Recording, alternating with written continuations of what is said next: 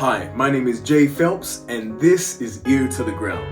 Join me today as I hang out at Robert Mitchell's house. We speak about his early influences, research into left-handed composition, and we gain more understanding about the UK jazz scene, both past and present. Yeah, here it is, our kitchen where so much other than just eating, goes on.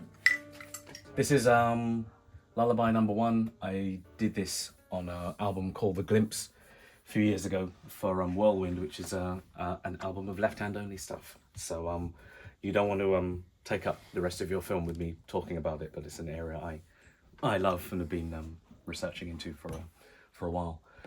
And there's some great stories and people, both in jazz improv and absolutely in classical music, who have been working in this area for it's 230 odd years, something like that. So yeah, okay. This poor piano is in need of some imminent care, but time has been too short.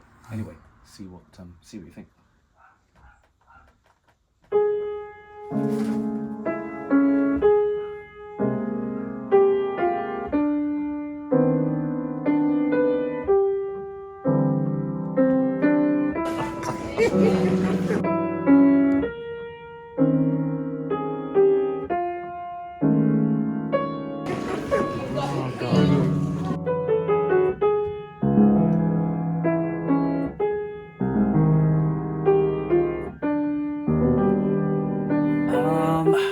Well, I was very lucky in having a family in which music was prominent.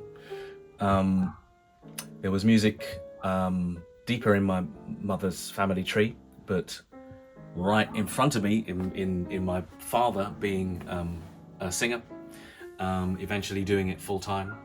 So there was a piano in the house. I believe there was an older instrument when they even moved in to the house before I came along, and I would mess around on it as a toddler or young child until I was given an ultimatum to take lessons or stop beating the poor thing into submission. I remember the new piano, which was a Bentley. They don't make Bentleys anymore in terms of pianos, but it's a English make, and lessons started based on yet more luck, which was having an amazing teacher a minute away from the house. So come out of the house, turn right, I'm looking at the music teacher's house. Sorry, to finish on my father. I did a few gigs, to say the least, with him, in my teens, and they were the first, professional paying events, holiday jobs in a way, but such vital experiences that I still remember. And where's your dad from? Dad is from Grenada. He's no longer with us, but he came in 1955. Mum followed 6 years later, and she, Doreen, who just turned 80, sorry Mum, gonna have to, did 43 years in the health service here. She came from Barbados. So I have been, not to get too into that side, although I could, I've been hearing about, talking as we are less than a month away from the first strikes nurses are about to go on in the history, certainly of the RCN, I think it is. I've been hearing about, how badly the NHS has been treated for decades, actually my whole life. I've been hearing bit by bit the pieces have been pulled off this, immensely important, incredible societal foundation that so many of us here have continue to benefit from. And what time signature was that? Where was the one?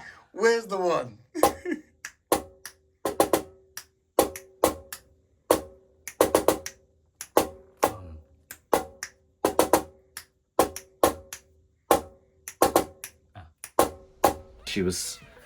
They were both part of the one part of the Windrush generation.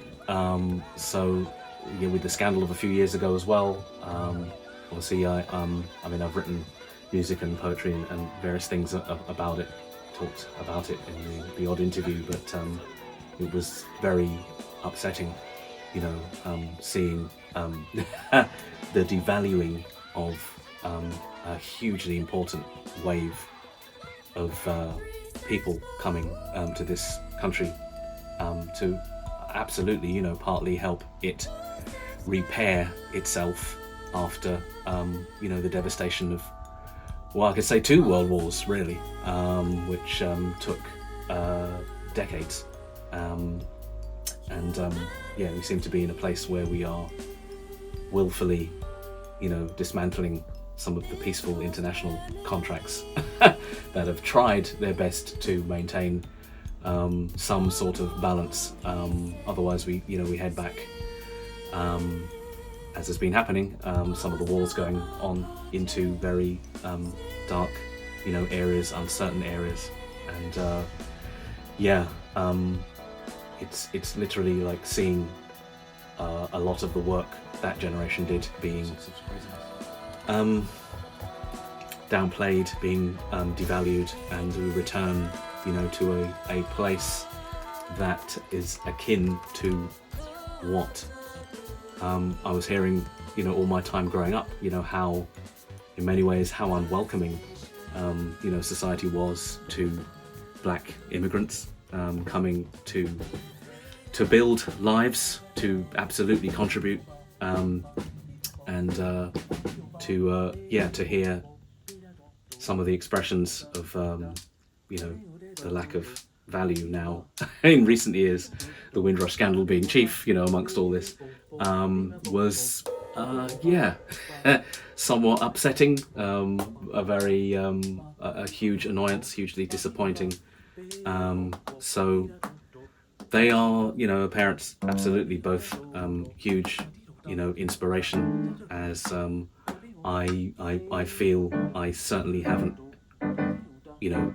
equaled what they managed to do and kind of, continue to do.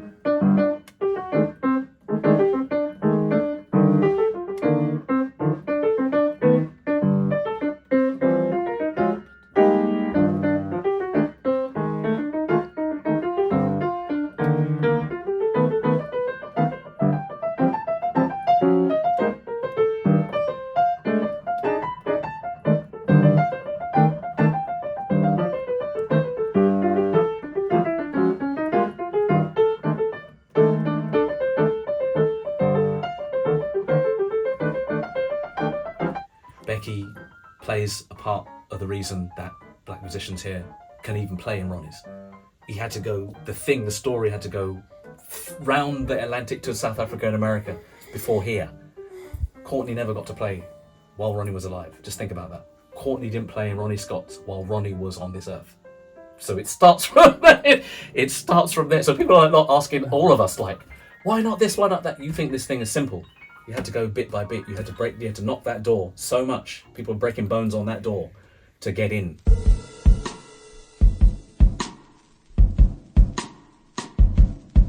Yes. This used to be a bit of a racing circuit. Oh, really? So way before we came. Just so you know, you were actually one of my influences growing up, because I remember when my mother came to England. Wow, okay. I was 16, and she came back home. She came back to Canada with a few albums. Oh, God. The J-Life one was one that I listened to so many times. And I heard this piano player